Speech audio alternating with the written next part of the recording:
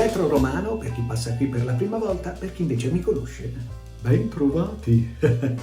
Vorrei invitarvi, qualora lo vogliate, a seguire un'idea che mi frulla in testa da qualche tempo, ovvero utilizzare questo potente mezzo virtuale per presentarvi una serie di brevi video dedicati alla poesia romana.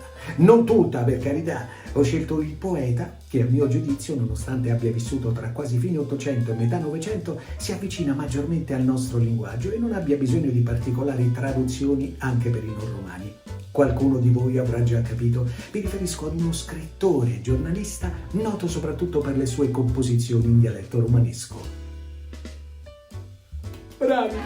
Trilussa, pseudonimo di Carlo Alberto Camillo Mariano Salustri, nato a Roma il 26 ottobre del 1871 e morto a Roma il 21 dicembre del 1950. Nei suoi scritti troviamo circa 50 anni di cronaca, non solo romana, ideando un linguaggio prossimo all'italiano più vicino alla borghesia, facendo satira del quotidiano con una particolare capacità di evidenziare meschinità e debolezze tipiche dell'essere umano attraverso metafore che spesso hanno come protagonisti gli animali. Ed è per questo che certamente resterà il primo e di gran lunga più popolare poeta, favolista e satirico. Ho trovato in rete un preziosissimo filmato dell'Istituto Luce dove addirittura, non ve lo dico, guardate.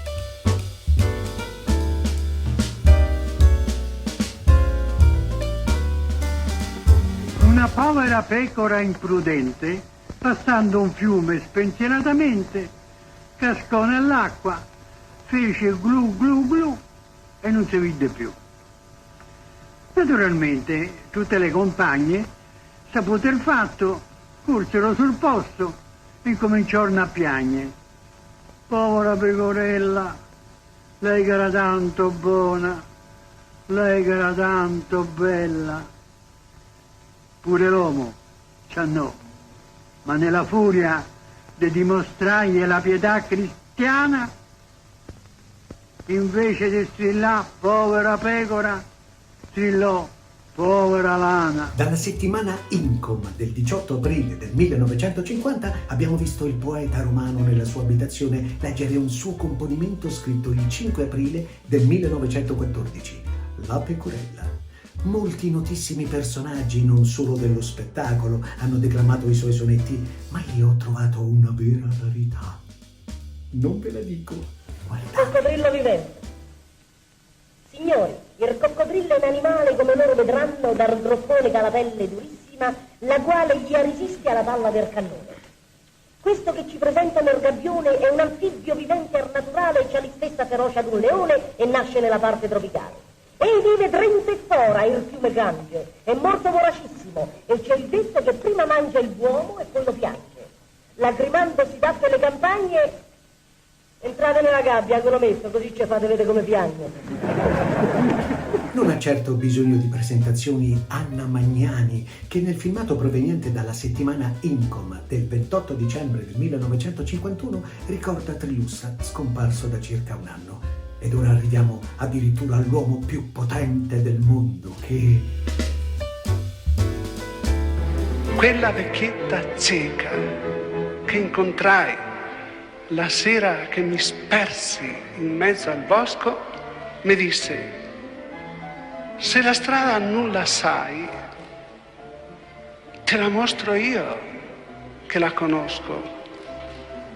Se c'hai la forza di venirmi appresso, di tanto in tanto ti darò una voce, fino là in fondo dove c'è un cipresso, fino là in cima dove c'è una croce.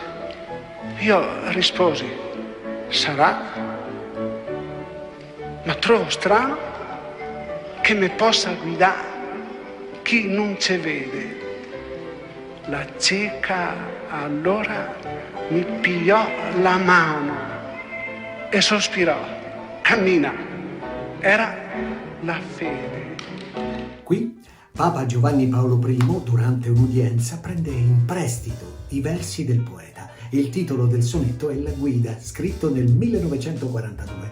Per non dilungarmi troppo in questa presentazione, vi invito ad approfondire la conoscenza del suddetto poeta attraverso le tante informazioni che popolano la rete. Basta andare su un motore di ricerca e scrivere Trilussa.